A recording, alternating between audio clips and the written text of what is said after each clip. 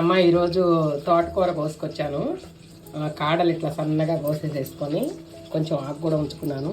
2 బీరకాయలు వచ్చినాయి, 2 బీరకాయలు కోసేసాను. ఈ 2 కలిసేసి పాలు పోసి వండుతాను అన్నమాట. ఈరోజు ఒక బెండకాయ ఉంటే అది కూడా కోసేసానులే. తాలింపు వేసేసుకోవటమే.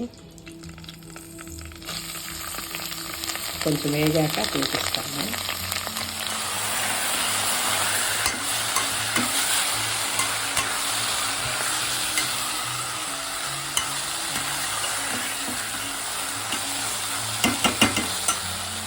కారం పసుపు వేసేసానమ్మా. బాగానే వేగిపోయింది అన్నీ. ఇంకా చిక్కటి పాలు పోసేయాలి. మన ఇష్టం, మన ఇష్టాన్ని బట్టి పోసుకోవచ్చు. పాలు బాగుంటుంది, కొంచెం ఎక్కువే పోస్తే చిక్కటి.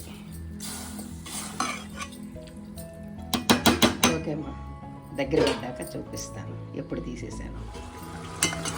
అయిపోయిందమ్మా, గట్టిపడింది. ఇదిగో ఇంత గట్టిపడేదాకా ఉంచుతాను నేను. చాలా బాగుంటుంది.